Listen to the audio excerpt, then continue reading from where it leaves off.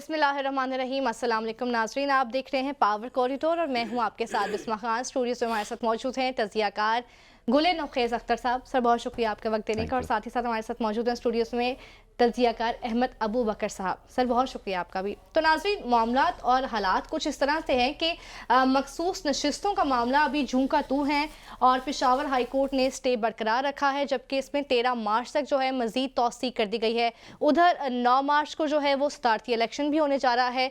अब मखसूस नशिस्तों का मामला चूँकि वही है, तो उसका क्या असर होगा सदारती इंतखाब पर और मामलात पर जो आगे मुल्की मौशी मामलात है, कब ठीक होने जाएंगे, इन तमाम तर इशू से बात करेंगे। साथ ही साथ बात करेंगे कि आज जो है वो एक इशाया दिया गया है वज़ीर आज़म शहबाज शरीफ की जानिब से, और उसके साथ साथ बात करेंगे इसी हवाले से कि अब जो है मुल्क और हालात के मामलात किस तरफ जाएंगे। बात कर लेते हैं गुले नौखेज़ अख्तर, सबसे पहले आपके पास आएंगे।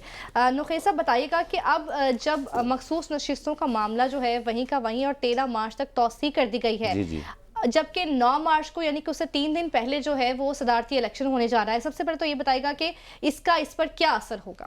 इसका इस पर कोई भी असर नहीं होगा।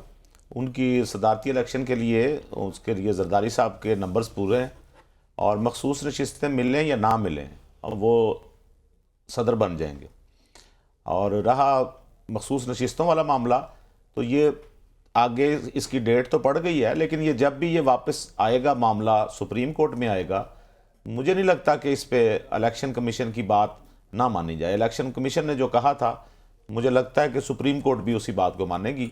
और उसकी वजह यह है कि मखसूस नशिस्तें ये तो क्लेम कर रही है ना सुन्नी इत्तेहाद के ये हमारी हैं, जबकि उनको अगर सुन्नी इत्तेहाद कौंसिल इलेक्शन में ना खड़ी हुई होती या ये उम्मीदवार उसके पास ना होते, तो फिर सीटें किसको जानी थी? अगर ये उम्मीदवार होते ना, लेट्स सपोज ये उम्मीदवार होते ही ना, तो फिर जीती हुई पार्टियों को ये सीटें जानी थी ना।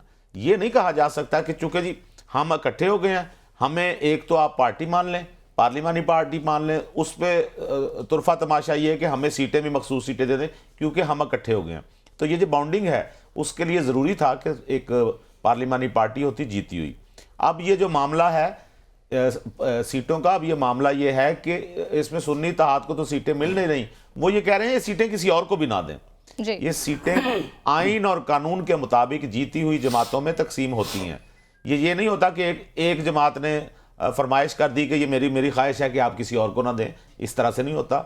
सीटों का फैसला मुझे लगता है कि सुप्रीम कोर्ट इलेक्शन कमीशन ने जो फैसला दिया था उसको बरकरार रखेगी और ये सीटें बाकी जमातों में तकसीम हो जाएंगी। ठीक है, अहमद अबू बकर साहब आपके जाने पाएंगे। आप कहिएगा कि अब जब ये मामला सामने आया है 13 मार्च तक तौसीक होके, तो पीटीआई की जानिब से भरपूर तहरीक चलाने का जो है वो इंदिया दिया जा रहा है। कहा जा रहा है कि अब हम भरपूर तरीके से एहतजाज करेंगे। अली अमीन गंडापुर साहब ने, असद कैसर साहब ने, शेर अफजल मरवत ने, बैरिस्टर गौहर अली ने भी, सभी ने यही कहा है कि अब जो है हम इसके खिलाफ सड़कों पर आएंगे।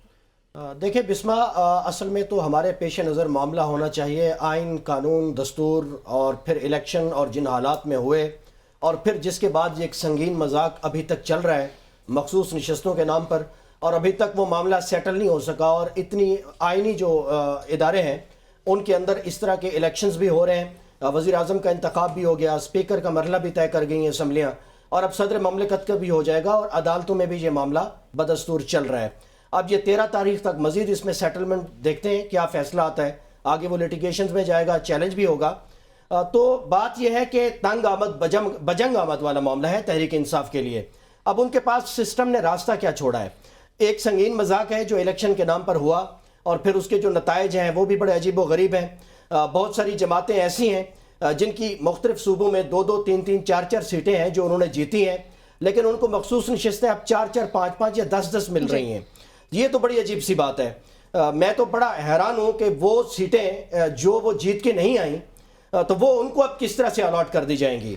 और ये जो पार्लिमानी जमात वाला मामला है, वो तो जब उसमें आज़ाद उम्मीदवार शामिल हो गए तो उसका स्टेटस पार्लिमानी जमात का हो गया। अब उसमें जो जीते हुए लोग शामिल हो गए तो इनडायरेक्ट पब्लिक की वोटिंग पड़ गई ना उस जमात को। इसको तो बहुत से माहिरीन अभी भी कह रहे हैं कि ये गलत फैसला है जो इलेक्शन कमीशन ने किया है, और जो प्रेसिडेंट 2019 का है वो भी यही है, जो कि बाप पार्टी ने इलेक्शन में हिस्सा नहीं लिया था केपी की उन सीटों के ऊपर जो फाटा के मर्जर के बाद बनी थी। इस पे बहुत बात हो गई है, लेकिन बात यह है कि ये जो कानून की बेहुरमती की जा रही है, एक ख़ास जमात के ख़िलाफ़ और कुछ जमातों को नवाजने के लिए, ये सिलसिला कब तक चलना है? इसको कहीं रोकना भी है या नहीं, या इसी तरह से चलेगा? और साथ हम दूसरे जुमले में ये भी कहते हैं कि सियासी इस्तेहकाम भी आ जाए। आप आवाम के मैंडेट का जो हक़ के आवाम का जो एक हुक्मरानी है वोट के ज़रिए, उसको पामाल भी कर दें, उसे तब्दील भी कर दें, मैनिपुलेट भी कर दें, और साथ ये ख्वाहिश रखें कि जिनको हराया गया है वो सियासी इस्तेहकाम के लिए अच्छे बच्चे भी बन जाए और अपना कंधा भी पेश कर दें। ये तो मुमकिन नहीं है, चूँकि इस्तेहकाम जो महाजराई पार्लियामेंट में होगी उसकी कोई वजह है पीछे। उसकी जो रीजनिंग है वो 2024 के इलेक्शन में जो एक फुल स्केल धांधली हुई है, ये उसकी रीज़न है। जब तक ये एड्रेस नहीं होगी, इसको डिस्कस नहीं करेंगी पॉलिटिकल फोर्सेस, तब तक आगे रूल्स ऑफ बिजनेस ऐसे बन नहीं सकते कि जिसके नतीजे में पॉलिटिकल इस्तेहकाम भी हो, मुआशी इस्तेहकाम भी हो, और पार्लियामेंट अपना जो नॉर्मल काम है लेजिस्लेशन का या पब्लिक की वेलबींग के लिए कानून साजी करे। ये नामुमकिन नज़र आता है। ये ख्वाहिश तो है, लेकिन ये आधी ख्वाहिश है। आधे सच के ऊपर आप या समाज या जमहूरियतें आगे नहीं बढ़ सकती, चूँकि इस आधे सच का करके तो कुछ जमातों को हमने इक़्तिदार दोबारा सौंप दिया है 16 महीने की परफॉर्मेंस के बाद। आवाम ने जिन्हें मुस्तरद किया बैलेट के थ्रू, लेकिन सिस्टम ने उन्हें जोड़ के मिला के और गारंटर बना के खुद बन गए, यूँ आप कह लें, उनको दोबारा इक़्तिदार दे दिया है। तो इससे तो मुझे नतायज की बेहतरी की तरफ जाता हुआ कुछ भी नहीं नज़र आ रहा। और ये एहतजाज भी होगा और ये रोड्स पे भी होगा, उस जमात का हक है, पार्लियामेंट में भी होगा। पॉइंट ऑफ व्यू ले लेते हैं गुले नौखेज़ अख्तर साहब से। नौखेज़ साहब, आप कहिएगा कि पीटीआई ने हमेशा एहतजाज की सियासत को अपनाया है, और मरियम नवाज़ वज़ीर आला पंजाब जो हैं उन्होंने भी साफ साफ कह दिया है कि इंतशार की सियासत मैं बिल्कुल बर्दाश्त नहीं करूँगी, कोई सी भी किस्म का कोई भी एहतजाज के लिए मेरी ज़ीरो टॉलरेंस है। पीटीआई का एक तरफ देखा जाए तो पूरा एहतजाज तो उनका हक है, लेकिन इसके साथ साथ अब जब वो कह रहे हैं कि हम भरपूर तरीके से एहतजाज करेंगे, तो इसमें दो सवाल है मेरे। एक तो ये कि क्या एहतजाज का उनको फ़ायदा होगा, दूसरा ये क्या इस एहतजाज से अवामी मैंडेट जो उनको मिला है, जैसे कि वो कहते हैं, क्या दोबारा मिल जाएगा, कोई हल निकल आएगा? कोई फ़ायदा नहीं होगा। आपकी पहली बात का जवाब मैं दे दूं, उसकी वजह है कि लोग इनके साथ नहीं निकलेंगे। उसकी भी एक आगे वजह है क्यों नहीं निकलेंगे, क्योंकि इन्होंने, ये आपने पिछले दिनों सुना होगा, यहाँ डिस्कस भी हुआ कि इन्होंने कहा कि जी वो जो 9 मई के ज़िम्मेदार हैं उनको पकड़ना चाहिए, मैं भी इसके हक़ में हूँ और हम तो फ़ौज के साथ खड़े हैं। ये माशाल्लाह अडयाला जेल में बैठ के एनआरओ मांग रहे हैं। इसका उर्दू में तर्जमा करें ना, अंग्रेज़ी में तो ये बनता है एनआरओ। तो इन्होंने कहा अच्छा वो जो 9 मई के ज़िम्मेदार हैं उनमें तो बंदा पूछे बानी पीटीआई से कि उनमें तो आपका भी नाम आ रहा है कि आप मास्टरमाइंड आप थे, फिर आपको भी पकड़ा जाए। और जिनको पकड़ा हुआ है या जिन पे छापे मारे जाते हैं उन पर आप कहते हैं इनको ना पकड़ें, इनका यानी उनका फैसला ये खुद करेंगे कि 9 मई में ये मुलव्वस हैं या नहीं।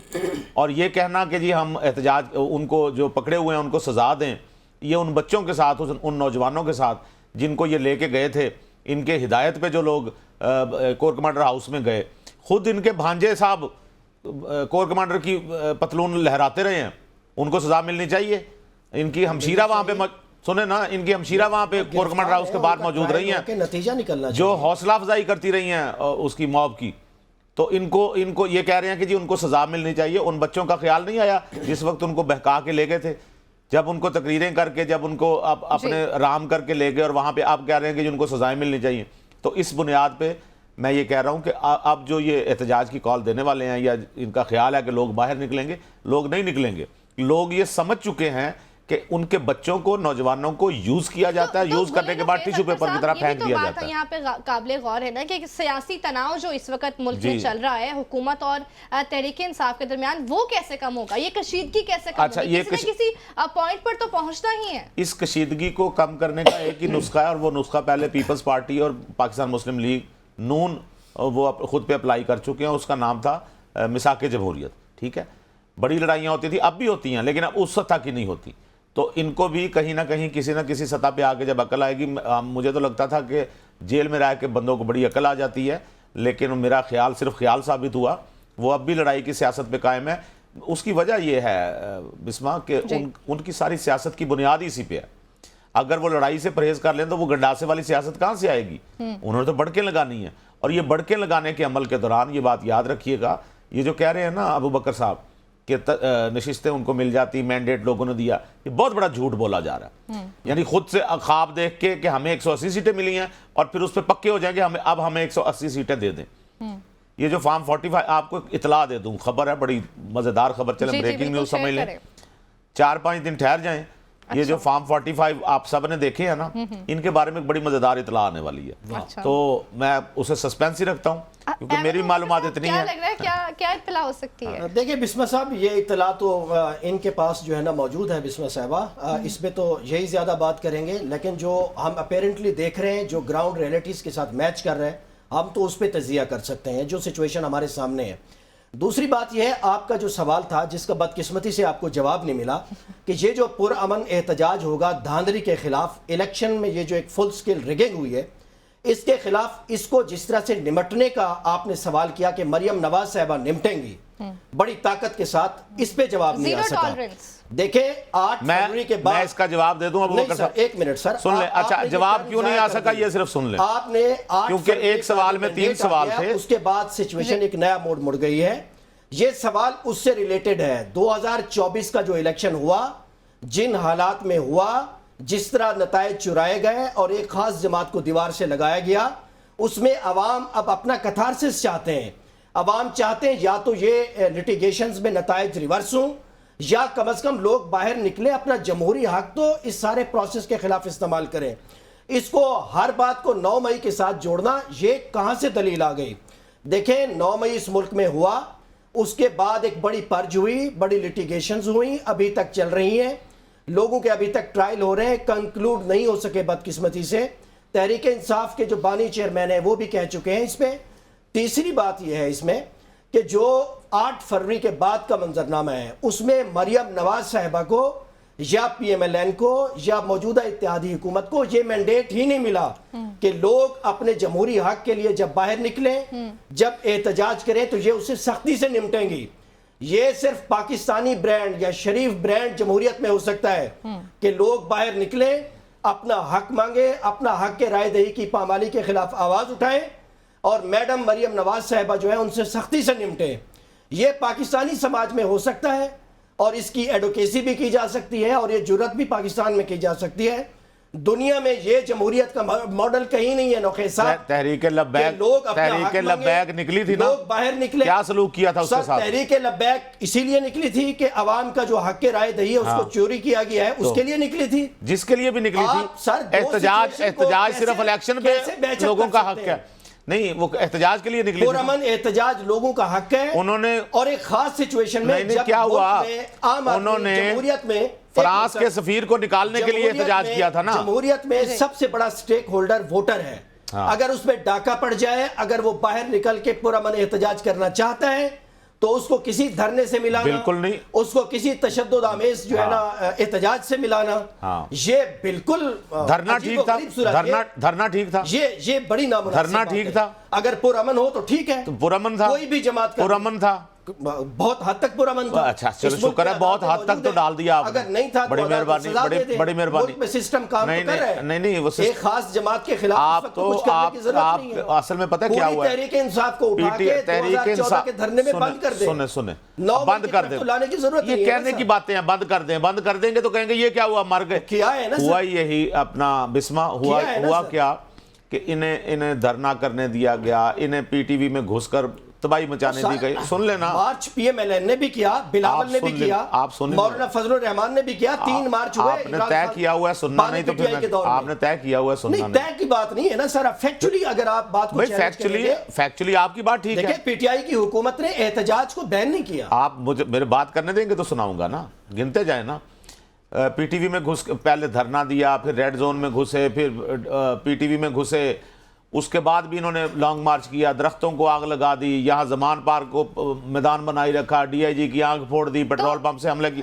सुने जी जी। अच्छा, इन सारे मामलात में ना ये 1-2 दफा पकड़े जाते थे, अगले दिन रिहा हो जाते थे, तो उनको दिलों में ये बैठा हुआ था कि बस हमने नहीं कभी गिरफ्तार होना। ये पहली दफा हुआ जो इन्होंने बम को लात मारी है ना, तो इनको पहली दफा पता चला कि ये हमारे साथ हो क्या गया है। तो चीखें इसलिए निकली कि यार ये तो हमारे साथ कभी हुआ नहीं था, ये आज क्या हो गया। सुन लेना, बात का है, इलेक्शन पे आए, जो चैलेंज है इस वक्त उसी तरफ आ रहा हूं सर, मेरी बात, उसी से क्राइसिस मैं मेरी बात सुनेंगे तो समझ आएगी ना। ये इनका जो कहना है जी कि मरियम नवाज को चाहिए कि वो इस तरह से ये उन पे आईनी जिम्मेदारी है, चाहिए नहीं, भाई वो पाबंद है। सुन लेना, मैं अब एक लफ्ज कहूंगा तो आप पकड़ लेंगे, तो मेरा तो जुमला तो कंप्लीट होने देना। पहली बात तो ये कि मरियम नवाज पंजाब की वजीर आला है और उनकी जिम्मेदारी है कि वो पंजाब में अमन अमान कायम रखें। कोई ऐसी हरकत जिसमें इदारों के खिलाफ नारे लगें या अवाम को उकसाने की कोशिश की जाए किसी फसाद के लिए, उसको रोकना मरियम नवाज शरीफ की जिम्मेदारी है। ये तय करना कि जी हम पुरअमन एहतजाज कर रहे थे, हमारे दरमियान कुछ हो गया, ये तो आज भी दावा करते हैं जी हमने तो कभी कोई किसी चीज को आग लगाई नहीं। इनको तो हमेशा से ये रहा कि हम तो हमेशा पुरअमन रहे हैं। आप ये सजेस्ट करते हैं पीटीआई को कि उन्हें कोई मफामती पॉलिसी अपनानी चाहिए। हक एहतजाज नहीं, ये तो आपने मतलब निकाला ना। देखिए मैं लेजिस्लेशन कर ले अबू बकर साहब, मैं देखे मैं पॉलिटिकल एलीट ये तय कर दे कि इस जमात में एक कुछ जुमला कह देने दिया करें, मजा आएगा आपको। नहीं, मैं सच कह रहा हूं ना, मैं उस चीज का जिम्मेदार हूं। इस्लामाबाद में, लाहौर में अब मैंने क्या कहना था, इलेक्शन के होते रहे, एक जमात करती है तो हजूर मैं उस चीज का लेजिस्लेशन कर दे। जुमला तो सुन ले, कितने बेताब है आप, जुमला नहीं सुन। मैं नहीं अब कुछ कहता इनको कहने नहीं, लेकिन जुमला तोड़ेंगे तो आपको बात ही नहीं समझ आएगी। जी जी प्लीज, आप माशाल्लाह पढ़े लिखे हैं, जुमला तो पूरा सुन लेना सर। मैं जो कह रहा हूं मैं उसका जिम्मेदार हूं, जो आप समझ रहे हैं मैं उसका जिम्मेदार नहीं हूं। तो आप जो मैं कह रहा हूं उसको समझें। मैं ये कह रहा हूं कि पंजाब में पूरे पाकिस्तान में हर एक बंदे को पूरा मन एहतजाज का हक हासिल है जी, ये बात। लेकिन इस पहला तो जुमला मैंने ये कह दिया, लेकिन इस एहतजाज की आड़ में अगर कोई माशरे का अमन खराब करने की कोशिश करेगा तो महज इस वजह से नहीं छोड़ा जा सकता कि आप कहेंगे जी वो फलां पार्टी का ना, उसको छोड़ दे। उसको फिर ये सजा भुगतनी होगी। अमन को खराब करने के लिए कोई शख्स अगर दरमियान में कोई गड़बड़ करता है तो उस पर कानून हरकत में आएगा, ये आपको बता दूं। इसकी आड़ में पुरअमन कह के आप कोई गड़बड़ करेंगे, एक जुमले की जो लोग गड़बड़ करेंगे वो इसका खुमियाजा भुगतेंगे। इजाजत है एक जुमले की, ये इसके लिए मौका तो देना पड़ेगा ना किसी को एहतजाज करने का, फिर ही डिटरमिन होगा ना कि पुरअमन था या तशद्दुद आमेज था, बिल्कुल करें, या इस पे कार्रवाई होगी या नहीं होगी। करें, बिल्कुल बिल्कुल। लोग घरों से ही ना निकले, उठते साथ ही आप उठा ले, पूरी रात को भी क्रैक डाउन करें। ये तो पिछले 13 महीनों से ये हो रहा है। आप सुने ना, मेरी बात सुने, क्रैक डाउन पता क्यों होता है? कुछ मेरी बात सुने, एक इतला होती है पुलिस में, आपने सुना होगा 3 MPO, जिसके तहत आपको पहले से पता होता है कि फलां बंदा फलां फलां क्या कर रहा है। ये चीजें आपके सामने तो तब आती हैं ना जब हो जाती हैं। एक एहतियाती तदाबीर के तौर पर उन लोगों को, और ये हर दौर में हुआ है, ये कोई इस दौर में नहीं हुआ, नवाज शरीफ के दौर में मैंने पिछले दिनों भी बताया था 140 बंदे उठाए गए थे घरों से। ये आपका ख्याल है कि ये जब मियां साहब ने लॉन्ग मार्च करना था या किसी बात के लिए बाहर निकलते तो खुली बाहों से उनका इस्तकबाल किया जाता था? साहब आप ये सजेस्ट करते हैं तो वाह वाह वाह। अच्छा, मुझे एक मजे की बात मैं बताऊं, ये 18 के इलेक्शन है, इस पर रिपोर्ट आज आया हुई है, जरा अखबार में पढ़ लीजिएगा। अखबार की रिपोर्ट के मुताबिक, मोतबर अखबार है, कि 90% जो फॉर्म 45 थे वो दिए ही नहीं गए।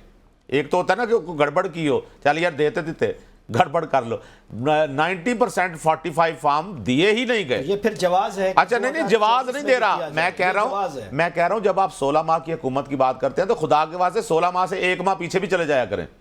कि आपने लाइन लगाई हुई है कि 16 माह से पीछे तो हमारी हुकूमत थी, हम उस पर क्यों बात करें? नोखेस भाई कि अब एक तय कर लिया जाए कि ये जो 3 MPO 16 MPO और ऐसी इतलात होती हैं और वो खास जमात के ही लोग होते हैं, तो बस नहीं, ऐसे नहीं होता, ऐसे मैं बताता हूं, जमात कर ही नहीं सकती। उसकी वजह यह है, अब टेक्निकल पॉइंट सुनिएगा, कि जो जमात हारी हुई होती है ना, या जिस जमात की कम सीटें होती हैं, या जिस जमात का बयानिया ये बन रहा होता है कि जी हम तो एहतजाज करेंगे, हम तो सीटें सुने ना, तो खुद ही उन्होंने ऐलान किया ना एहतजाज करेंगे, सड़कों पे आएंगे, तो एक तो इरादा जाहिर हो गया। अब ये इरादा जाहिर हुआ, इस इरादे में और क्या इरादे हैं ये जब कहीं पता चलता है ना, तो ये गिरफ्तारियां उसके तहत होती हैं। इंतजामी अफसरान माशाल्लाह उन पे तो इल्हाम होता है। नहीं, इल्हाम नहीं होता, आप समझते नहीं, आप समझ, क्या बात है। आज भी मैं आपको बताऊं, ये जो इसके पकड़े गए हैं अडयाला जेल पे, जो अब खबर पता नहीं सच है या नहीं, लेकिन कुछ दहशतगर्द सुनने में आ रहा है कि पकड़े गए हैं, तो ये पकड़े किसी खबर की वजह से गए होंगे ना। अब वो कहें कि हमने तो अभी दहशतगर्दी की नहीं थी, तो आपने हमें क्यों पकड़ लिया? देखिए, हार्डकोर टेररिस्टों के मामले को पॉलिटिकल वर्कर्स और के सर साथ उनको दरमियान में भी तो गोली नहीं बनाना, मारने लगे। ये कमाल तो नौकरी मैं भाई आप ही नहीं, कर सकते और हैं। हजूर मैं हार्डकोर जो दहशतगर्द देखिए, हैं उनका टेररिस्टों मवाजना के नहीं कर खिलाफ रहा। हमारी रियासत मैं की आपको जो एक मिसाल कार्रवाई दे है, रहा वो हूं, मिसाल रिकॉग्नाइज्ड देना भी है। अजाब है आपको। वो दुनिया भर उनकी तारीफ करती है। टेररिज्म को सिर्फ पाकिस्तान ने कर्ब किया है, उनको आप पॉलिटिकल एहतजाज, पॉलिटिकल भाई वर्कर्स के साथ equation दहशतगर्दों को गोली मार दी जाती है, पॉलिटिकल वर्कर को गोली नहीं मारी जाती। बिल्कुल नहीं मारी जाती। तो फिर मैं वही बता रहा हूं, उनका मैं फेयर एहतियाती ट्रायल तदाबीर करते हैं। आपको अगर बता मैं रहा हूं मुलव्विस हूं तो कि आप कह रहे हैं ना पुलिस को, आप कह रहे हैं ना पुलिस को इल्हाम होता है, तो इसी तरह ये इदारे हैं कि इनको इल्हाम हुआ था। ये खबरें होती हैं, ये अंदर की मुखबरियां होती हैं। अच्छा हजूर चलिए नौखेज साहब, ये बता दीजिए कि क्या समझते हैं अगर इस तरह के काम नहीं करने चाहिए, पीटीआई को एहतजाज की सियासत नहीं अपनानी चाहिए, तो क्या कोई मफामती पॉलिसी अपनाएगी फर्दर फ्यूचर में तहरीक इंसाफ? हाँ, मैं ये समझता हूँ, मेरा सिर्फ तहरीक इंसाफ के लिए नहीं, PMLN के लिए भी, पीपल्स पार्टी के लिए भी, जितनी सियासी जमातें हैं, मुफाहमती पॉलिसी अपनानी पड़ेगी, उसके बगैर चारा नहीं है। मुफाहमती पॉलिसी अपनाएंगे तो कम से कम आप एक दूसरे, अब मैं सादा सी एक मिसाल देता हूँ, यहाँ हमने पहले भी डिस्कस किया। कैप्टन सफदर ने जब ये इलेक्शन के दौरान उन्होंने एक जगह से गुजर रहे थे, आपने वीडियो देखी होगी, तो वो एक बच्चे ने वो PTI का झंडा उठाया हुआ था, वो वहाँ पे रुके, उन्होंने उसे प्यार किया। ये छोटा सा जेस्चर था, इस जेस्चर पे जो लोग PTI के थे उन्होंने भी इस पे खुशी का इजहार किया, जो नहीं थे उन्होंने भी खुशी का इजहार किया। यानी एक मुखालिफ जमात के झंडे के साथ एक बच्चा मौजूद है तो आप उसे प्यार करें, फिर क्या हो गया वो मुखालिफ जमात के झंडे के साथ। ये रवैया जब आएगा ना, जब वर्करों की सतह तक, जब लीडर ये काम करेंगे तो वर्करों की सतह तक आएगा। मुखालफीन को बर्दाश्त करें, आप मुखालफीन को साथ बिठाएं। जब आपने स्टार्ट में तय किया कि वज़ीर आज़म KP के जाएंगे तो वज़ीर आला KP के उनके इस्तकबाल के लिए मौजूद नहीं होंगे, आपने पहला पत्थर फेंक दिया ना, आपने एक रिवायत डाल दी, ये गले पड़ेगी। जब कहीं वहां से कोई आएगा और उसको इस तरह का प्रोटोकॉल नहीं मिला, आपने साबित कर दिया। यार कुछ चीज़ें ना डिप्लोमेटिक तरीके से भी हल करने चाहिए, कुछ अपने ओहदे का भी तकाजा होता है। सो अगर ये जमातें मिलकर नहीं बैठेंगी और ये आपस में तय नहीं करेंगी कि हमने मफाहमती पॉलिसी के तहत मुल्क को कैसे चलाना है, तो फिर ये इसी तरह फसाद होगा। आज PTI के लोग अगर सड़कों पर आएंगे तो कल मुस्लिम लीग नून के आ जाएंगे, परसों पीपल्स पार्टी के आ जाएंगे। फिर ये जुमला कहने का किसी को हक नहीं होगा। मतलब याद है खान साहब कहते थे मैं आज लाहौर बंद करूंगा, कल इस्लामाबाद करूंगा, फिर मैं पूरा पाकिस्तान बंद कर दूंगा। लेकिन जब अपनी दफा आई थी तो यही खान साहब तकरीर करते हुए कहते थे कि इस तरह मुल्क कैसे चलेगा। ओ भाई, आप तो खुद कहते थे कि मैं बंद कर दूंगा, अब आप कहते हैं मुल्क कैसे चलेगा। यानी एक ही सांस में दो बातें। तो जब अपनी दफा आएगी ये उसी तरह परेशान होंगे, उसी तरह इनको मुसीबत पड़ेगी, जिस तरह ये सोच रहे हैं कि लोगों को डालते हैं मुसीबत। तो मतलब आप ये कहना चाहते हैं कि मफाहमती पॉलिसी जो है करना चाहिए, बैठना चाहिए, बैठे तो सही एक जगह। नौखेज साहब एक छोटा सा ब्रेक लेते हैं, दोबारा कंटिन्यू करेंगे, साथ रहिएगा।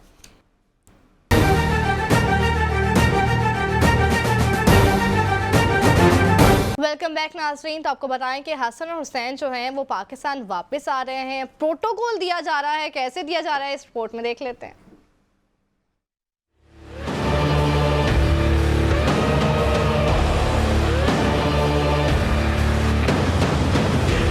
नैब अदालत ने मियां नवाज शरीफ के साहबजादों हुसैन नवाज और हसन नवाज के दायमी वारंट गिरफ्तारी मुअत्तल कर दिए।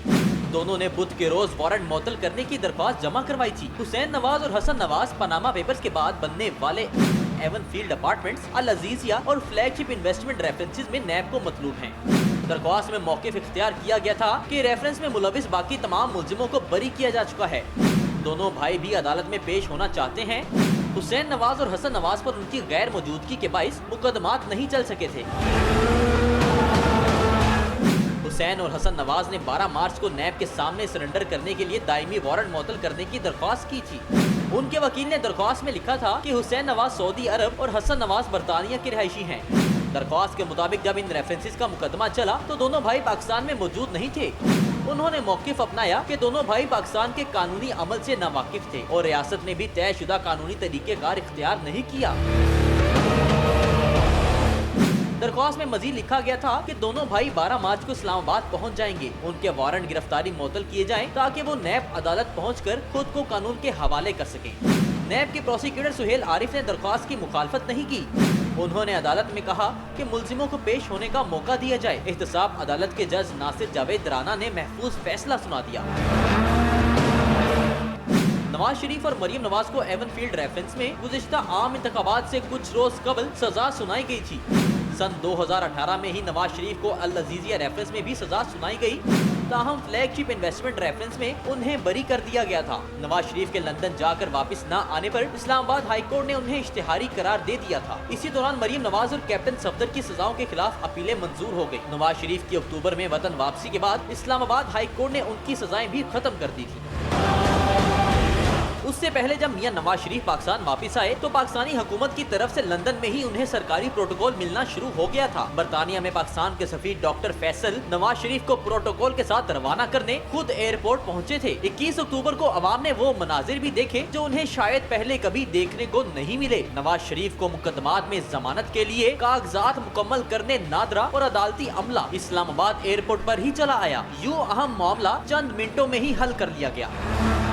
मुबस्सरीन और सियासी जमातों का कहना है कि मीनार पाकिस्तान जलसे को कामयाब बनाने के लिए हुकूमती मशीनरी का बेदरेग इस्तेमाल किया गया। मुल्क भर से बंदे ले जाने के लिए मकामी डिप्टी कमिश्नर्स ने मुफ्त गाड़ियां फराहम की। सियासी मुबस्सरीन का कहना है कि सरकारी प्रोटोकॉल और PTV पर जलसे की बराह-रास्त कवरेज इस बात का सबूत है कि नवाज शरीफ को एवन फील्ड से जो लेवल प्लेइंग फील्ड फराहम की गई वो मीनार पाकिस्तान पहुँचने तक यकतरफा फील्ड में बदल गयी। सरकारी प्रोटोकॉल का सिलसिला सिर्फ नवाज शरीफ तक ही महदूद न रहा। नवाज शरीफ के समधी साबिक वजीर खजाना और इश्तिहारी करार दे दिए जाने वाले इसहाक डार को भी पूरा प्रोटोकॉल फराहम किया गया। न सिर्फ उनके दायमी वारंट मंसूख कर दिए गए बल्कि उनकी जब्त की गई जायदाद भी वापस कर दी गई और उनके मुंजमिद बैंक अकाउंट भी बहाल कर दिए गए। मुबस्सरीन का कहना है हुसैन नवाज और हसन नवाज को भी ऐसा ही प्रोटोकॉल देकर वापस लाया जाएगा। तो नाज़रीन, ये रिपोर्ट आपने मुलाहिजा की। नौखेज साहब, आपकी जानिब आएंगे। एहतसाब अदालत ने 7 साल कबल हसन और हुसैन नवाज को इश्तिहारी करार दिया था और अब जो है वो उनके दायमी वारंट गिरफ्तारी जो है वो मुअत्तल कर दिए गए हैं। 12 मार्च को आ रहे हैं पाकिस्तान। हाँ जी, वो आ रहे हैं और वो अपने केसेस के हवाले से ही आ रहे हैं। इसको हम कहते होते हैं कानूनी ज़ुबान में राहदारी ज़मानत। ठीक है, कहीं एक जगह से दूसरी जगह आप जा रहे हैं अदालत में पेश होने के लिए, तो आप कहते हैं कि दरमियान में मुझे गिरफ्तार ना किया जाए। ठीक है, ये एक कानूनी टर्म है। ठीक है, तो वो आ रहे हैं अपने नैब में पेश होने के लिए। नंबर 2, आपको शायद याद हो कि बानी PTI को भी इश्तिहारी करार दिया गया था। दंदनाते फिरते थे और कहते थे कि मुझे गिरफ्तार करके दिखाए। बनी गाला के बाहर हुजूम जमा होता था कि हमें कोई गिरफ्तार करके दिखाए। इश्तिहारी अदालत ने करार दिया था। अच्छा, फिर ये जो कहा जाता है कि मियाँ नवाज शरीफ आए और उन्होंने उनका बायोमेट्रिक हुआ, प्रोटोकॉल दिया गया उन्हें एयरपोर्ट पे, तो आपको याद होगा तोशा खाना केस में खान साहब गए थे अदालत, तो नहीं तो गाड़ी प्लेइंग फील्ड तो उनको दी गई है। सुने ना, गाड़ी में बैठे बैठे खान साहब की हाजिरी लग गई थी।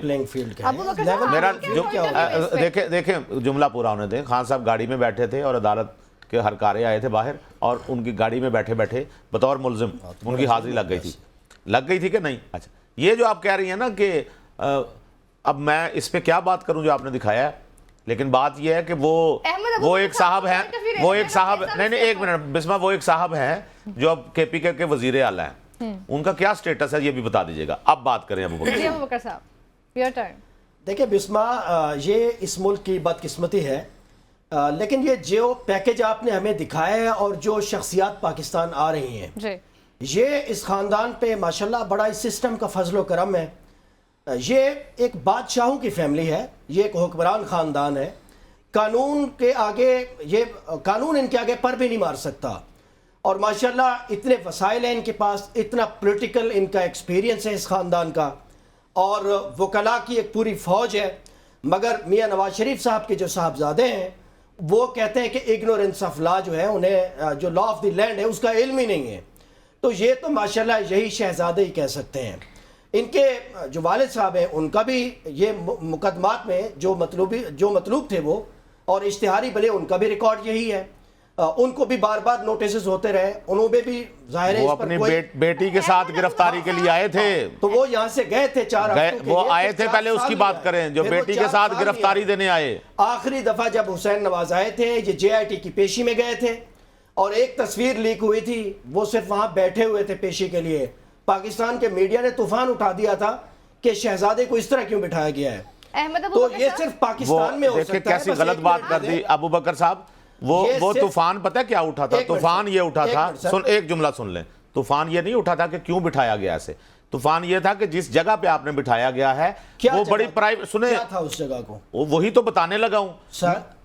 जुमला कंप्लीट तो होने दें। जी बताएं। एतराज ये था कि जहां ये बैठे हुए हैं वो इंतहाई प्राइवेट उसकी सिक्रेसी है उस जगह की, वहां से आप किसी मुलजिम की तस्वीर कैसे रिलीज कर सकते हैं? कमाल है। अडियाला ये से पानी पीटीआई की तस्वीरें आ जाती कौन हैं। कौन सी आई है? ऑडियोज लीक और यार वो बाहर आ अडियाला जाती नहीं है, खुदा के यहाँ वास्ते तो- फैक्ट चेक भी कर लिया करें। यहाँ तो एआई की बनाई हुई तस्वीरें और पुरानी तस्वीरें उठा के, वो अडियाला की आज की तस्वीरें नहीं है, भाई अभी और नहीं है वो तस्वीर, वो जाली है, कमाल है सर। वो उसके गलत है साथ तस्वीरें। सलमान नियाज़ी खड़े हुए थे। मैंने आपको इलेक्शन से एक रात पहले आई हुई। आप वो AI की थी। आप नहीं एआई कमाल वो नहीं है, वो करते हैं तस्वीरें सर। अडियाला की नहीं यहाँ है। पूरा सिस्टम हुजूर अडियाला की आज डाउन आज फंसा हुआ है। आप कंफर्म कर दें वो अडियाला की है। चैट जो है वो आप की जाती नहीं है। वहां कैसे तो उन्होंने यहाँ तस्वीर, एक शहजादा जो है ओ उसकी भाई तस्वीर वहां तो निकाला, मोबाइल ही क्या नहीं कोई पता लेके जा सकता, अब कौन असल तस्वीरें बना के मौजूद ले ये आया? है, अब असल मौजूद ये है कि ये जो हुक्मरान खानदान है नहीं ये वहां ट्रेल है। पहले बताएं, इमरान खान अडियाला में तो साहब के मोबाइल साथ ले ये जाना ही हुआ। मना है, स्कैनिंग होती है, कौन तो तस्वीरें बना अडियाला ले? का चेयर अपना सुप्रीडेंट जेल बताए ना सर, मैं तो नहीं जवाब दे। ये सही। तो आइन की जो खिलाफ नहीं, आप जो कह रहे हैं वही जवाब दे ये ना। फैक्ट चेक गलत है। इस पे तो वो जवाब देना।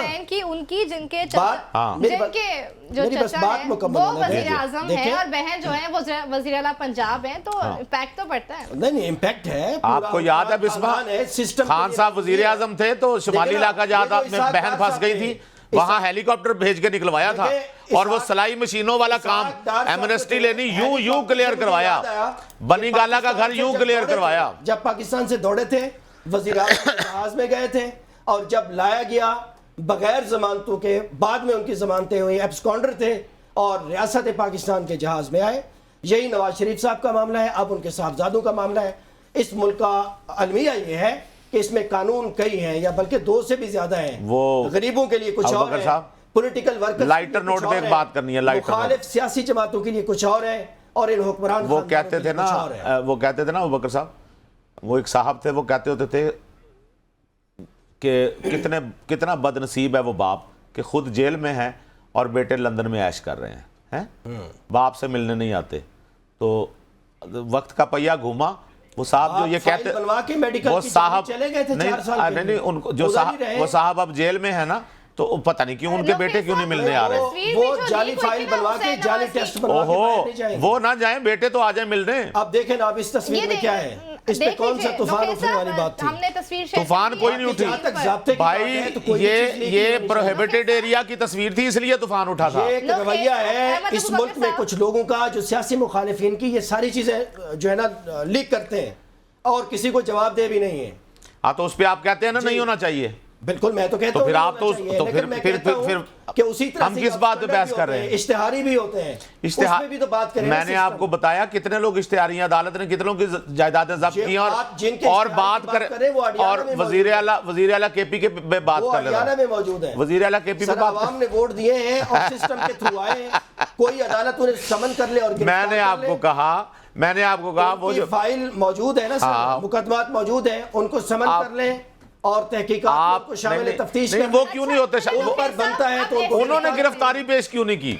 चलो लोग खेसा पैसे देख उन्होंने लेते क्यों हैं, नहीं आप पेश की वापस गिरफ्तारी? आ पहले रहे भाई तो नहीं एज चीफ मिनिस्टर, उनका ट्रायल हो सकता है, क्या हो गया? मैंने नहीं, वो क्यों नहीं जाते ट्रायल के लिए पेश? कहाँ जाए? अपने आप हमारे सामने पेश अपने है। आप को पेश करें। सारे जहां जहां जहां पहले वो छुपे हुए थे, छुपे क्यों हुए थे? यार ये कमाल करते हैं यार। नहीं बताए ना। वन साइडेड किस्म की पर्ची। अच्छा ये भी देखें ना, अपनी दफा कहेंगे वन साइडेड है, सर फेयर दूसरे की दफा कहेंगे वो तो था ही एब्सकॉन्डर। का हक नहीं, कोई नहीं छुपेगा। ये आइन का बुनियादी हक है। आपको ये फेयर ट्रायल का हक ही दिया गया कि आपको इलेक्शन लड़ने की इजाजत दी गई। जिन हालात में दिया है हम सबको पता है। आपको नहीं, ये तो अवाम ये ने- ना अवाम ने ये गुमराह इस्तेमाल कर रहे हैं आप, नहीं, अबू नहीं, बकर साहब नहीं, गुमराह नहीं। ना करें। ये इस वक्त लम्हे गुमराह कर रहे सच है हैं। ये। ये जो है ना, लोग समझने वाले बैठे हुए हैं इस चीज को, इस वक्त तो इस वक्त पाकिस्तान गुमराही का इस ये तरह से open नहीं secret है, नहीं यही सच है। फैक्ट्स जो है ना उन पे नजर रखें, फैक्ट्स के अलावा जज्बाती बातों की सिफर अहमियत है। फैक्ट्स की बात कर रहे हैं ना आप। हाँ। अगर उनके पास मुकदमात उनके खिलाफ किसी भी मेच्योर सतह पे है तो उनको इदारे बुलाएंगे, गिरफ्तार करेंगे, बात वो हो सुन, जाएंगे। अच्छा इदारे बुलाएंगे आपका, देखिए, आप मैंने जो और जिनको आपने तो इदारे नहीं ढूंढ रहे गिरफ्तार हैं करना और उनको। उनको ये नहीं पता कि मुझे इदारे देखिए सर, ढूंढ रहे मैंने और हैं, आपने ये मुझे और गिरफ्तार आपको पता करना है। हमने तो नहीं करना। लॉ इन्फोर्समेंट के इदारों ने उन्होंने करना है। अदालतों के अहकामात मैं पर आपसे करना है। गुजारिश ये कर रहा जिस हूं, वक्त हो जाएंगे, असल में होता क्या, कानून में ऐसी कोई एलिबाई नहीं है कि चीफ मिनिस्टर गिरफ्तार ना हो अबू बकर साहब मसला पता क्या है कि आपको लगता है कि जो जिस तरफ टिल्ट है आपका, नहीं, या कोई चीफ मिनिस्टर सुने हो सर, और उसको सुने तो सही ना, गिरफ्तार नहीं कर सुने सकते सुने आप। तो सही ना, और आपको ये लगता है कि वो जो है ना बस उसको किसी तरीके से मैं अपने अल्फाज के जरिए बरी करवा दूं। यार मैं ये कह रहा हूं कि वो इश्तिहारी थे, वो कानून से भागे हुए थे, कानून ने उन्हें पकड़ना था, वो हाथ नहीं आ रहे उनके थे, कागजात नामजदगी मुस्तरद हो जाते हैं, आरोप साहब कर देते हैं। हाँ ये इसको कहते हैं लेवल प्लेइंग फील्ड। यही समझा रहा हूं बाकी कि के नहीं भी हुए हुए ना, ना। नहीं नहीं बेशुमार लोगों के किसके हुए नहीं हुए, किसके नहीं हुए अदालतों में जाकर धक्के खाकर यार, और धक्के खा, आपको इंसाफ और उसमें लेवल प्लेइंग आप फारे होगी, वो तो आप कैंपेन ही नहीं कर सके, धक्के वो तो खा, litigation में उलझे और भाई रहे। मेरे धक्के ये खा के reality इंसाफ नहीं नहीं है। मिलता। सर ये धक्के reality खा नहीं के है भी कभी किसी को कि इंसाफ जो लोग मिला। अदालतों से ये इजाजतें लेकर आए हैं, जिनकी हाँ। फाइलें खींच रहे थे, हाँ। जिनके दुपट्टे फाड़ रहे फाइलें नहीं खींची, मैं आपको घसीट ये के ड्रामे हुए कैसे हैं लाई यार, थी? मुझसे पूछे चले तो अबू कैसे बकर, आई थी सर? ये ड्रामे हुए हैं भाई आपने मेरे, उम्मीदवार को लेवल प्लेइंग फील्ड का तो चांस ही खत्म कर दिया ये ना। ड्रामे ऐसे ऐसे हुए हैं। नहीं नहीं, ये ड्रामा नहीं है। आपको हमने कैमरे की आंख से पूरे कौम ने वही देखा है, ड्रामे हुए हैं रिपोर्ट जैसे आपने पिछले दिनों देखा ना उधर के मानसहरा के, मतलब वो कैसरा इलाही साहबा साथ अपना कोई बंदा लाई थी जो उनकी फाइल हाँ खींच रहा था। सुन ले मैं बता रहा हूँ, ये जैसे ऐसे इन्होंने बात कहा करें ना सर। जी कि इलेक्शन के लक्ष्मी चौक में वो छप रहे हैं बैलेट पेपर, कहाँ गया वो मामला, कैसा तरतीब बनाई इन्होंने फ्रॉड की कि ये देखे ना इधर से फ्रॉड खुद करवा के। और जो मैं आपको बात बताऊं, वो लोग ये कहाँ साबित हुआ सर? तो ये कि कहाँ वो साबित फ्रॉड हो, था हाँ या वो कहाँ छप गए नहीं हैं साहब, थे, वो कहाँ गए या हैं वो साहब, तहकीकात कहीं वो हुई कहाँ गए हैं साहब, वो उसको नहीं, हिस्सा कोई बनाया, एक एविडेंस का process हिस्सा तो हुआ हो बनाया। ना, उन इल्जामात के बाद, उस एक्टिविटी के बाद उसको थारोली इन्वेस्टिगेट होना था। चले नहीं कैसे हुआ हुआ ना, है? वो साहब भाग गए हुए हैं, यार जिन्होंने ये वीडियो बनाई है वो फरार हैं। एक टीवी पे प्रोग्राम करते हैं, सुने, कल मुझे कोर्ट में मिले हैं। हाँ तो उनको कहें कि ये कोर्ट वो में भी क्यों नहीं बात है, वो ले, सुने यही मौजूद है। सुने उनसे कहें कि ये जो आपका मामला था सर, इतना इलेक्शन संगीन कमीशन ने तलब कर ले। इतना संगीन मामला था, ये थाने में गए हैं लेके, इलेक्शन कमीशन उसको इलेक्शन कमीशन तो बाद में, पहले तो थाने में जाए ना, ये गैर कानूनी काम हो रहा है। थाने पे 15 पे कॉल जाए तो थाना इकट्ठा हो जाता है। तो 15 पे कॉल की उन्होंने, FIR नहीं की। उन्होंने 15 पे कॉल की, 15 नहीं, पे ना भी की हो तो वकूआ रिपोर्ट ना हुआ भी है ना। ना भी की हो, अच्छा, पूरे लोग पाकिस्तान गलत के लोगों को पता इसलिए कि फ्रॉड हुआ है, ये झूठ है। नहीं, तहकीकात के बगैर हम कैसे माइंड क्लोज अच्छा, तो आप फिर तहकीकात के बगैर सच कैसे मान सकते हैं? नौखेर साहब, जी, जी। चलिए ये बता दीजिए कि आपको लगता है कि अगर हसन और हुसैन नवाज जब वापस आते हैं, जी, जी। फेयर ट्रायल होगा, अगर उनके खिलाफ सजाएं साबित हो जाती हैं तो वो भुगतेंगे और सारा कुछ वैसे ही होगा जैसे एक सजाएं- आम वो आदमी के सजाएं- साथ मैं होता आपको है। खत्म हो चुकी है, केसेस हो मैं आपको बताऊं, वो सजाएं अगर आप, अब चूंकि टाइम नहीं इतना होगा, टाइम अगर है तो मैं आपको बता देता हूं। ये बता दीजिए, वो उसके बाद सजाएं, फिर टॉपिक पे जाएं। सजाएं किस चीज की बताएं ना, वो तो सारी सजाएं आपके सामने। आप ये जो अब अबू बकर साहब कह रहे हैं, क्या उस वक्त ये बोले थे कि ये क्या दे रहे हैं, ये क्या कर रहे हैं, क्या एविडेंस है आपके पास? ये जो JIT में आपने हीरे बिठाए हुए थे, जिन्होंने सारे फैसले किए, पनामा केस था क्या, एवनफील्ड कैसे बने, उसकी रसीदें नहीं आई। और रसीदें भाई उस दौर में बैंकिंग ट्रांजैक्शन नहीं होती थी। बस ये बदकिस्मती है आप नहीं आप नहीं क्या मैं आपको पता है अयूब खान के दौर से पहले निकाहनामा नहीं होता था। हमारे जो बाप दादा है ना, दादाजी जो होंगे, उनकी जो शादी हुई होगी वो ज़बानी हुई होगी, शरई निकाह उसका होता था ना। वो शरई निकाह होता है ना, वो लिखत पढ़त नहीं होती थी। तो आज तो तलब किया जाता है निकाहनामा। और चीज है, मनी तो लॉन्ड्रिंग भाई और चीज है। निकाहनामा तहरीरी सबूत है ना, रसीद है ना शादी की, तो वो नहीं होती थी। तो जिस दौर की आप बात कर रहे हैं, बैंकिंग ट्रांजैक्शन नहीं होती थी यार, मुझे तो कहते हुए भी एक अरसा हो गया। अगर अबू बकर साहब को तो नहीं लिया तब, और तब उन्होंने अदालतों में ये और स्टांस लिया तो भाई नहीं स्टांस आपने, फिर शरीफ वो फैमिली के वकील नहीं, वो तो थे। तय हुआ था ना, तब तो सजा फैमिली देनी थे, है, वो ट्रस्ट वो तो डीड तय डाली हुआ थी। था। फिर वो कतरी तो खाता ऑर्डर थे गया, साकिब कतरी निसार के साहब फ्लैट थे कि हमें बिजनेस में के, मिले। साकिब निसार साहब के नैब को ऑर्डर थे कि हर हालत में ये सर, करना है। इस पे लंदन फ्लैट्स पे फैक्चुअल पोजीशन हाँ। ये थी कि ये हमने बिजनेस किया कतरियों के हाँ साथ, बिल्कुल ठीक है, और ये मुआहदे के तहत हमें मिला है। हाँ ठीक है। ये जो आप बात कर रहे हैं कि तब मनी नहीं लॉन्ड्रिंग नहीं नहीं की रसीदें आप होती थी, फिर फलां, देखें ये ना, ऐसा नहीं सुन था। लें ये factual सुन ले, अगर position समझ नहीं आई सुन लें। आप ये कह रहे हैं रसीद किस चीज की, किस चीज की रसीद मांग कि रहे हैं? सरमाया कैसे किया, कैसे खरीदा? तो मैं वही सरमाया जाता है तो उसकी रसीद क्या होती है? बैंकिंग की रसीद होती है ना। उन्होंने तो ये स्टांस ही नहीं लिया, ओ भाई डिफेंस ही नहीं लिया। नहीं, सरमाया वो आप ले रहे हैं, वो कहां से कहते हैं कहां, कहां से कहां गया? हमें शाही खानदान से नहीं मिले। भाई वो कहते बिजनेस आप ये कह रहे हैं, नहीं जो उन्होंने वहां स्टील मिल्स भी लगाई वहां पे सऊदीया में, और वहां से सरमाया उधर भी गया जो लंदन, ये एक जो ट्रांजैक्शन थी ना इसको, और मनी लॉन्ड्रिंग तो वहां वो नहीं, कावे मसूवी नहीं वो कर सका साबित। सर, आप मानते हैं? आप तो सिस्टम जो ने माफ नहीं कर दिया। नैब शहजाद ये जो अकबर अंगारे हैं, उधर ये तो ब्रॉडशीट सिस्टम चुन रहे हैं, अब हम इस पे क्या बहस नहीं करें, बहस करेंगे इसलिए कि रिकॉर्ड ठीक करें। आप मुझे बताएं कि लंदन में मनी लॉन्ड्रिंग हुई हो और वो यूके गवर्नमेंट चुप रहेगी, उड़ा के ना रख दें वो वहाँ हुई हो। तो उन्होंने तहकीकात उन्होंने की, उन्होंने इनके अकाउंट बंद किए, उन्होंने माफ़ी मांगी, अकाउंट बहाल किए, ब्रॉडशीट ने माफ़ी मांगी, नैब ने उनको पैसे पे किए। अल्लाह के बंदे वहाँ भी हुई है, वो भी नहीं आप मान रहे। चलो तो खैर साहब अगले टॉपिक की जानिब आ जाते हैं। ये तो चर्चा होती रहेगी। सुप्रीम जुडिशल काउंसिल ने आज मुजाहिर नकवी को मिसकंडक्ट का मुर्तकिब करार दिया और साथ ही साथ सुप्रीम जुडिशल काउंसिल ने अपनी राय मंजूरी के लिए सदर मुमलिकत को भी भिजवा दी है। जस्टिस मुजाहिर नकवी ने 10 जनवरी को अपने ओहदे से इस्तीफा दिया था। अब यहाँ पर चंद सवाल पैदा होते हैं। पहला सवाल तो ये नोखे साहब आपकी जानिब आऊंगी कि क्या अब इस फैसले के खिलाफ जज मुजाहिर अली अकबर नकवी जो हैं, क्या इसको सुप्रीम कोर्ट में जो है वो चैलेंज कर सकते हैं या करेंगे? चैलेंज कर सकते हैं जी, ठीक है, एक हक होता है उनको, लेकिन बात यह है वो एविडेंस इतने पावरफुल हैं। अभी चूंकि ताज़ा खबर आई है, मुझे इसकी डिटेल का नहीं पता, लेकिन पिछली डिटेल मैं आपको बता देता हूँ। वो मुजाहिर नकवी साहब जो हैं, इनके जब ये सुप्रीम कोर्ट के जज बने तो इनके बेटे जो हैं वो इधर लाहौर में प्रैक्टिस करते थे, ताज़ा वकील बने थे जी। और ये इन्होंने उनके चैम्बर का इफ्तिताह किया था। बाप सुप्रीम कोर्ट का जज हो और वो बेटे के चैम्बर में जाके इफ्तिताह करे, बेटे को मुकदमे कैसे नहीं मिलेंगे? यहाँ तो वकील बेचारे जमानत के मुकदमों के लिए भागे फिरते हैं, लेकिन जब इनका ये पता चला क्लाइंट्स को कि जी ये वो साहब हैं जिनके वालिद साहब जो हैं सुप्रीम कोर्ट के जज हैं, तो फिर तो ऐसा कारपोरेट क्लाइंट आना शुरू हुआ और सब हैरान थे कि ये इतने बड़े बड़े कंपनियों वाले वो इनको क्यों केस दे रहे हैं। कल के बच्चे जो बैठे हुए हैं वो केस मिले, और क्यों मिले? क्योंकि वालिद साहब सुप्रीम कोर्ट के जज थे और फिर उन्हीं की अदालत में लगते रहे, और फिर जो पैसे वैसे जाते रहे उनकी ट्रांजैक्शंस का भी सबूत है। इसीलिए उन्होंने रिज़ाइन दिया था कि ये पहले ये एक प्रेसिडेंट था कि जज साहब अगर रिज़ाइन दे देंगे, मेरा ख्याल साकिब निसार साहब ने ये ऑर्डर किया हुआ था जी। तो उसके बाद उन पे किसी किस्म का कोई केस नहीं चल सकता और उन्हें सारी मराहत मिलेंगी। प्रैक्टिस यही थी, साकिब निसार का नहीं मसला, कोई ऑर्डर भी आया, जो रिजाइन दे दे Anyway, उसको फिर कर दें। ये इसी बात का फायदा उठा के इन्होंने कहा कि इससे पहले कि मैं आगे जाके फंसूं। सवाल ओके सब ये जी, उठता है जी। कि अगर सदर जो हैं वो इस्तीफा मंजूर कर लेते हैं और फिर वो गजट में भी शाया हो जाता है, तो क्या उसके बाद ये इसको बरतरफी में, इस्तीफे को बरतरफी में बदला जा सकता है? सदर साहब अगर दोबारा कहें जरा, अगर सदर साहब ने जो पहले इस्तीफा दिया था उसको मंजूर किया, गजट में भी शाया हो गया, इस सब के बाद क्या इस्तीफे को बरतरफी में बदला जा सकता है? मुझे नहीं पता इस बारे में, मैं सवाल समझ नहीं पा रहा। अबू बकर साहब आप मुझे सवाल नहीं सही समझ आया, मैं सॉरी। नहीं, ये कह रहे हैं कि चूंकि मुजाहिर अली नकवी ने रिजाइन कर दिया था, सदर मुमलिकत ने मंजूर किया, वो इम्प्लीमेंट हो गया। ठीक है, अब दोबारा सुप्रीम जुडिशियल काउंसिल ने कहा कि नहीं, हाँ ये मैं बताता आप हूँ। उनको बरतरफ तस्वीर किया जाए। हाँ, इसलिए कि और सदर उनकी बरात भी साहब छीनी का जाए। काम ये था कि उन्होंने इस्तीफा मंजूर करना था। ये फिर सुप्रीम जुडिशियल काउंसिल ने तय करना था कि ये जो कह रहे हैं, क्या इनके जो इल्जामात लगे हैं उनको खत्म कर दिया जाए। ये जो प्रेसिडेंट चला आ रहा है कि जज इस्तीफा दे दे तो उसके खिलाफ कुछ नहीं हो सकता, क्या ये जारी रहना चाहिए? तो ये तय हुआ कि ये जारी नहीं रहना चाहिए। इसी उसूल के तहत, इसी फैसले के तहत इनका फिर ट्रायल हुआ। मिसकंडक्ट की बुनियाद क्या है और ओहदे के गलत इस्तेमाल पर क्या सबूत होंगे, इस तमाम तरह इशू पर बात करेंगे इस ब्रेक के बाद। आप साथ रहिए।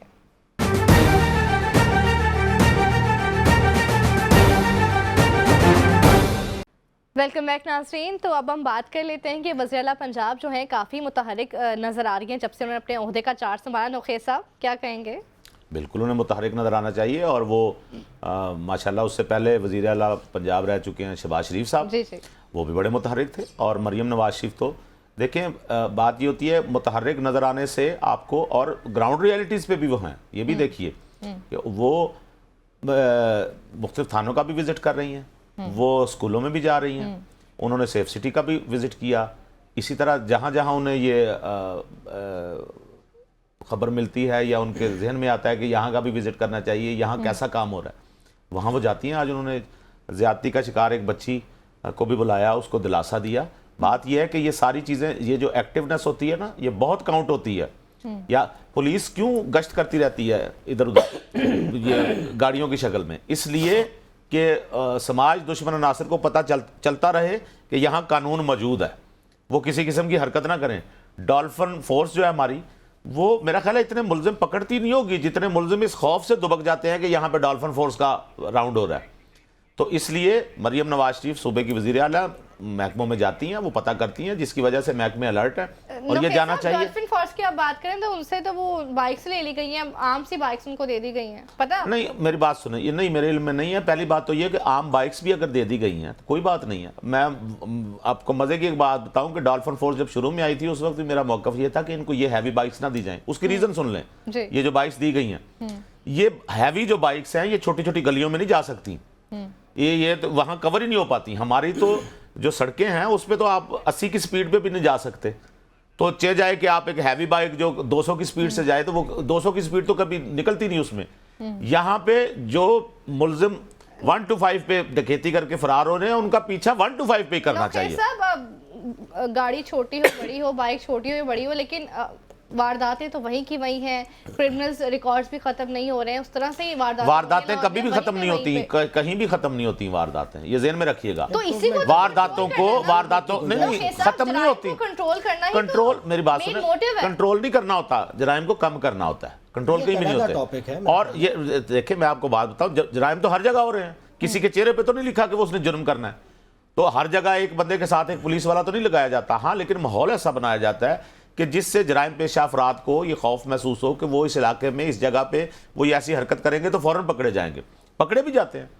तो मैं ये समझता हूँ कि मरियम नवाज शरीफ 10 में से कोई 1-2 ही पकड़ा जाता है। अबू बकर साहब, आपकी राय? अबू बकर साहब 3-4 कर देंगे। इस पे क्लियर मेरी पोजीशन है कि कैमरे की रियलिटीज कुछ और हैं, जमीनी हकायक कुछ और हैं।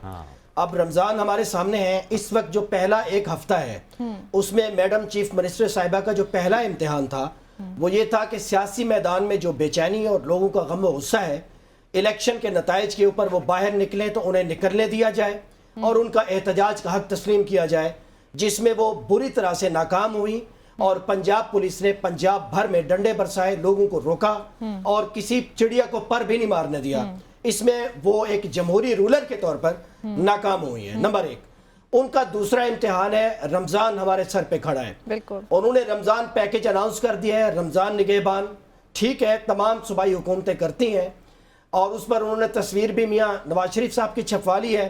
चूँकि पब्लिक एक्सचेकर के पैसे हैं, थोड़ा दिल बड़ा करना चाहिए था। मियाँ साहब की प्रोजेक्शन तो बहुत हो गई, हमने मीनार पाकिस्तान लाया उन्हें, हमने उन पर फूल बरसाए, उनके लिए कबूतर मंगाए, उनके लिए अखबारात में इश्तिहारात छपवाए। मेरा ख्याल है कि अब ज़रूरत इस चीज़ की ज़्यादा है कि मार्केट पर जो कंट्रोल है और एब्सेंस ऑफ गवर्नेंस है उसको बहाल किया जाए। चूँकि चंद ख़ानदानों को या चंद हज़ार लोगों को, पूरे पंजाब की आबादी में से कितने लोगों को, हमारी जो फिजिकल स्पेस है, हम कितने लाख ख़ानदानों को ये दे सकते हैं, लेकिन दे रहे हैं, अच्छी बात है। इससे बड़ी बात यह है कि मार्केट फोर्सेस को कंट्रोल करें, जो कंट्रोल प्राइसेस की हमारी कमेटियां हैं, मजिस्ट्रेट्स हैं, वो एक्टिव हों। चूँकि जब आप रमज़ान बाज़ार बना देते हैं तो उसमें असिस्टेंट कमिश्नर साहब हर ज़िले में, हर तहसील में समझते हैं उनकी ज़िम्मेदारी ख़त्म हो गई। आप उसके साथ ही जो बाज़ार है उसमें आप जाकर देखें, आपको आटे दाल के भाव का पता लगता है।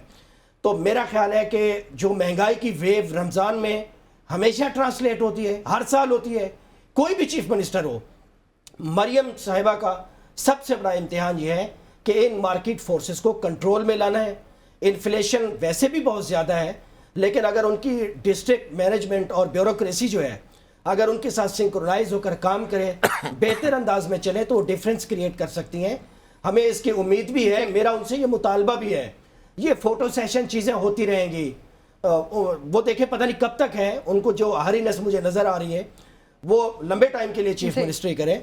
लेकिन मेरा ख्याल है कि ये जो लॉन्ग टर्म इकदाम होते हैं, जो बड़ी इस्लाहात होती हैं, जैसे आबादी पे कंट्रोल है, जैसे गवर्नेंस को बेहतर करना है, जैसे हमारी बेसिक है इस सूबे की फूड बास्केट है, एग्रीकल्चर का जो निज़ाम है, खाद इस वक्त आपको कहीं नहीं मिल रही। मैं आपको सच बता रहा हूँ, DAP जो है वो 15-16 हज़ार रुपये में ब्लैक में बिक रही है। तो जब किसान को खाद नहीं मिलेगी तो वो उगाएगा क्या, और उसका मार्केट में इम्पैक्ट क्या आएगा, कीमतें कितनी बढ़ेंगी, और आम आदमी को फिर आप राशन भी नहीं दे सकेंगे, कहाँ से देंगे? इतनी तो फाइनेंशियल स्पेस नहीं है हमारे पास। अहमद अबू बकर साहब, नौखेज साहब की भी राय ले लेते हैं इस तमाम तरीके पर। अच्छा, ये मैं मुत्तफिक हूँ इनसे, ये काम होने चाहिए, बिल्कुल होने चाहिए, इससे किसको इनकार है। लेकिन ये कहना, और इससे भी बुरी बात एक ये कि पिछले दिनों कहा गया, इनको पता है किसने कहा, कि जी ये जो जिस थैले पे नवाज शरीफ की तस्वीर होगी उसको खाना हराम होगा। ठीक है। ये तो नामुनासिब कमेंट है जहाँ से भी आए हों, और ये नामुनासिब तो कमेंट कोई बात नहीं है। दूसरी बड़ी बात बदतहज़ीबी है, अब बल्कि बदतहज़ीबी आप कबूल फरमाएं जो। और आप ग़िज़ा के बारे में ऐसा जी, कह रहे जी, हैं। ऐसे ही दूसरी बात यह है कि मियां नवाज शरीफ की तस्वीर अब ऑन अ लाइटर नोट कि अगर वो आटा खाना हराम है तो अपना मोटरवे भी मियां नवाज शरीफ ने बनाया हुआ है, उनका बनवाया हुआ है ना, तो वो इसका मतलब है उस पर भी सफ़र ना करें, वो भी हराम हो जाएगा। ये तो डिबेट ही नहीं है ना। ठीक है, जो अच्छा, illogical अच्छा, बात हो, जो लोग कहते रहते हैं, क्या बात की जो मरियम नवाज साहबा का इन्होंने बताया ना, वो ग्राउंड रियलिटीज़ पे मैंने कहा आपको वो मौजूद हैं। और ये कहना कि जी रमज़ान में जो रमज़ान बाज़ार हैं उनके अलावा भी जो दूसरे बाज़ार हैं जहाँ मिडिल क्लास या कोई साहिब हैसियत लोग कर लेते हैं अपनी ख़रीदारी, इस पर मैं 100% मुत्तफ़िक हूँ अबू बकर साहब से कि आप एक बाज़ार में यकीन करें, पाकिस्तान में दो किस्म के लोग हैं जो बेहतरीन ज़िंदगी गुजार रहे हैं। एक वो जो बहुत अमीर हैं, एक वो जो बहुत गरीब है। ये दरमियान वाला जो तबका है ना, ये मेरे और अबू बकर जैसा तबका, या आपको भी शामिल कर लें, ये पिस रहा है। हम ना किसी को बता सकते हैं कि हमारे पास पैसे नहीं, और ना ये बता सकते हैं कि हम ये क्यों नहीं खरीद पा रहे हैं। वो इसी अमर के मुल्क के मौशी हालात जो हैं उसको बेहतर करने की तरफ आया जाए, ताकि आगे रमज़ान भी है, अब आपको कुछ तो कहीं ना कहीं रिलीफ मिले ना। बहुत शुक्रिया नुखैज़ साहब आपका, और बहुत शुक्रिया अबू बकर साहब आपका। और नाज़रीन, आज के लिए इतना ही, इंशाल्लाह फिर मिलेंगे। अल्लाह हाफ़िज़।